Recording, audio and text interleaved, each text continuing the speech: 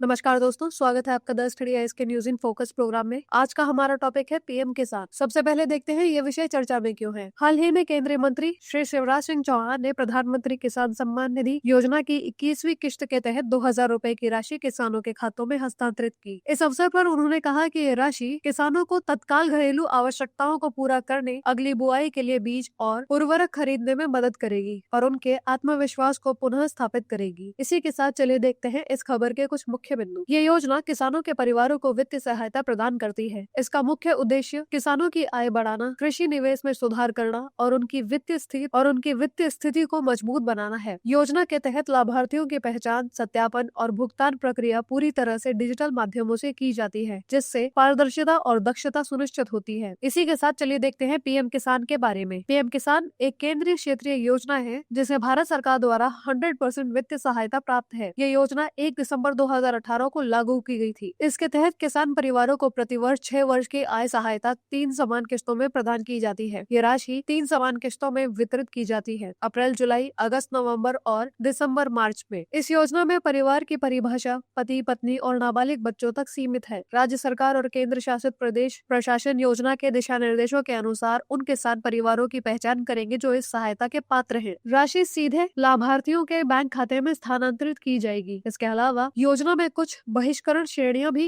निर्धारित की गई हैं, जिनके अंतर्गत कुछ लोग इस सहायता से वंचित रह सकते हैं। योजना के लाभ। प्रधानमंत्री किसान योजना के कई लाभ हैं। सबसे पहले ये किसानों को तत्काल आर्थिक सहायता प्रदान करती है, जिससे वे कृषि कार्यों के लिए आवश्यक इनपुट्स जैसे बीज, उर्वरक और कीटनाशक खरीद सकते हैं। इसके अलावा ये योजना किसानों को आत्मनिर्भर बनाने में मदद करती है, जिससे वे अपनी कृषि गतिविधियों को अधिक प्रभावी और व्यवस्थित तरीके से संचालित कर सकते हैं। पारदर्शिता भी इसका एक प्रमुख पहलू है, क्योंकि डिजिटल माध्यमों से भुगतान प्रक्रिया पूरी तरह से स्पष्ट और भ्रष्टाचार मुक्त रहती है। साथ ही किसानों को समय पर भुगतान सुनिश्चित किया जाता है, जिससे उनके वित्तीय योजना और कृषि कार्यों में किसी प्रकार का व्यवधान नहीं आता। इसी के साथ चलिए देखते हैं इस योजना की कुछ चुनौतियां और उनके समाधान। योजना के सफल क्रियान्वयन के बावजूद कुछ चुनौतियां सामने आई हैं। सबसे पहले फार्मर आईडी की अनिवार्यता है, क्योंकि कई किसानों के पास ये आईडी नहीं होने के कारण वे योजना के लाभ से वंचित रहते हैं। हालांकि सरकार ने 20वीं किश्त तक बिना फार्मर आईडी के भी किसानों को 2,000 तक की राशि देने का निर्णय लिया, लेकिन 21वीं किश्त से पहले फार्मर आईडी बनवाना अनिवार्य होगा। दूसरी चुनौती ई-केवाईसी की अनिवार्यता है, क्योंकि किसानों को यह प्रक्रिया पूरी करनी होती है, अन्यथा वे अगली किश्त से वंचित रह सकते हैं। सरकार ने समय रहते ई-केवाईसी पूरा करने की सलाह दी है। तीसरी चुनौती फर्जी संदेश और धोखाधड़ी है, क्योंकि कई बार किसानों को नकली संदेश भेजकर धोखा देने का प्रयास किया गया है। सरकार ने ऐसे संदेशों से सतर्क रहने और केवल आधिकारिक चैनलों से ही जानकारी प्राप्त करने की हिदायत दी है। इसी के साथ चलिए देखते हैं आपका आज का अभ्यास प्रश्न। पीएम किसान योजना के संदर्भ में निम्नलिखित कथनों पर विचार कीजिए। कथन 1, ये योजना सभी भूमि धारक किसान परिवारों को प्रतिवर्ष 6,000 की आय सहायता 3 समान किस्तों में प्रदान करती है। कथन 2, इस योजना के तहत परिवार की परिभाषा पति, पत्नी और सभी बच्चों को शामिल करती है, चाहे वे नाबालिग हो या नहीं। उपरोक्त में से कौन सा या से कथन सही है या है? ऑप्शन ए केवल 1, ऑप्शन बी केवल 2, ऑप्शन सी 1 और 2 दोनों, ऑप्शन डी कोई नहीं। अपना उत्तर हमें कमेंट करके अवश्य बताएं।